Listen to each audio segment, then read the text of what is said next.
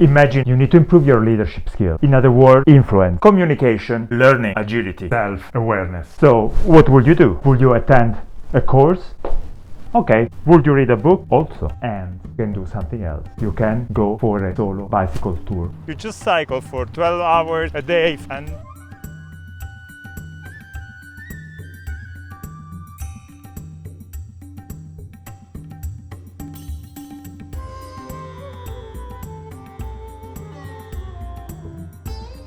this is the leadership journey of a guy who wanted to meet his wife in Bulgaria for a wedding and decided to cycle the Caucasus and the Black Sea alone.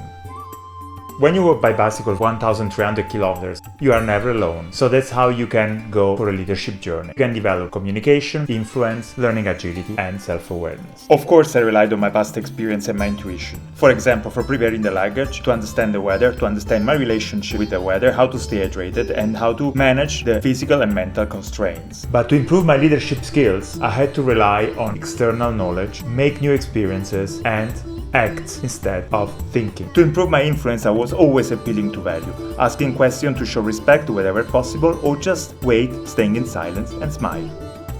Communication was about being assertive, which was very often just being very direct, or just sometimes learning few basic words in the new language, or pointing at things just to be understood. Learning agility, I had to test and learn every single day just to adapt myself to the new dynamics and culture. Last but not least, self-awareness. I had to push my body, but within my limits. I had to stay hydrated, I had to eat properly, and I had to be really careful to the excessive heat. And there was planning in the street. I was making sure to have a desert hat, a level 4 darkness, high mountain sunglasses, and 2 white shirts made of Egyptian cotton to be washed easily and to be fresh. And I was wearing an Italian flag on my back just to be more visible on the road. And I did sweat a lot. I was drinking up to 8 liters of water every day. I had to cycle an average 100 kilometers through mountains, valleys, beaches, tunnels, cold and hot places, mainly hot at 38 degrees. I bought a local bicycle in Armenia, which wasn't really good quality. It broke on the first day already, and several other times. Actually, it broke almost every day. I had to repair it in almost each country. I had Armenian, Georgian, Russian, Moldovan, Ukrainian, Bulgarian and Romanian cyclists repairing it. They were kind, but we didn't speak the same language and sometimes they were busy. So I really had to use all my communication, influence, ability to be served. Of course, the bicycle broke in the middle of the road very often, so I had to rely on other people. I had to rely on external knowledge. I had to rely on hitchhiking from family, Grisha and Rita, and even people were singing for me.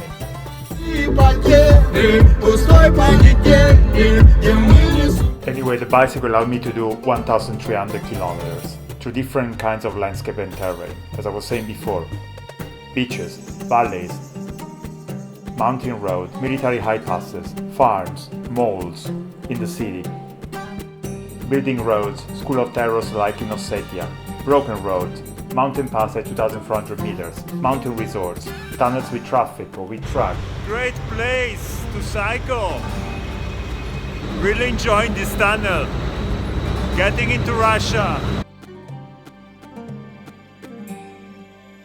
Let's say there are better moments than this one. Sometimes it was cold. It was mountain weather with fog. I had the right equipment, but most of the time it was hot. It was 38 degrees. It was summer weather. I had to go through highways with an insane amount of noise, full of trucks, who were sometimes friendly or less. Going up, very up. Georgia, it's not about why, but what am I doing here? Thank you, truck. Of course, the best roads were the quiet ones, even if they were without asphalt. That allowed to enjoy more the landscape. I had great moments of running, even when I stopped along the Black Sea at my friend Marina's house. The variety of landscape was astonishing.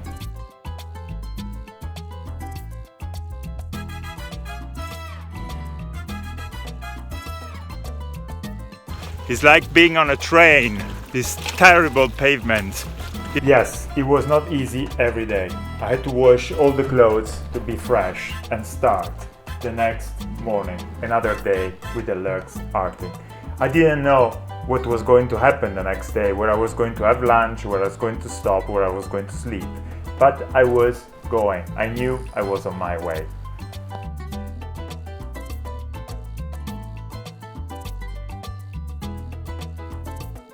I had to take public transport sometimes, even an airplane, because cycling through Crimea was going to be difficult. So I skipped and I went straight to Moldova, and from there to Odessa.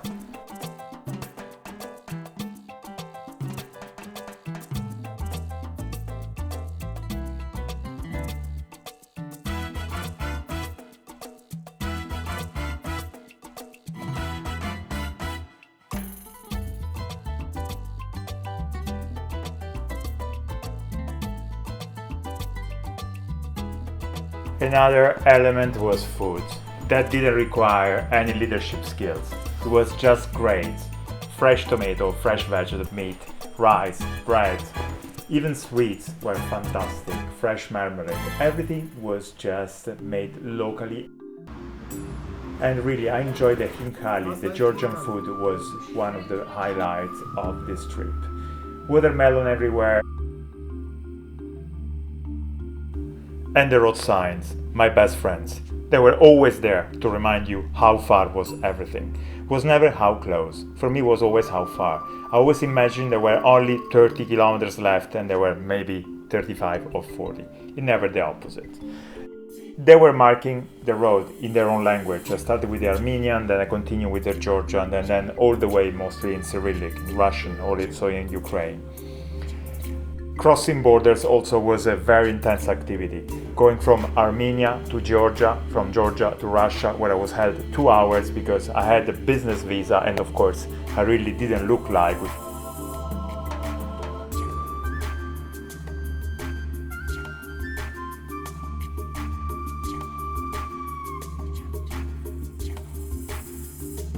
Before going to Ukraine, having the surprise of passing the border into Transnistria, who had his own money, the Transnistrian ruble, which I didn't have, and being Sunday, since they didn't accept credit card, it was a bit hard to find someone to exchange the money and to buy some food. Finally getting to Romania and then to Bulgaria, were the end. And accommodation, that was also another part of the leadership process. I had to sleep really in a variety of more or less comfortable places, from luxury hotel to really crappy hostel, even on a train.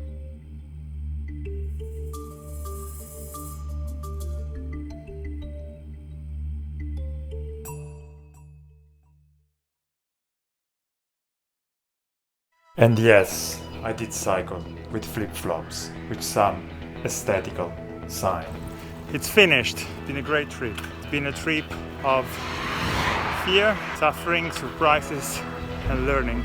Lots of learning. So what are the learning in moving from a thinking-based system of planning and implementing to an action-based system of testing and learning? Learning number one, test and learn means failing and improving. So if the failing keeps happening, it means there is no improving, there is no learning. There is no repetition of failing if learning. Learning number two, failing has lasting consequences, but consequences are not forever. So the perseverance in learning has to overcome the lasting consequences.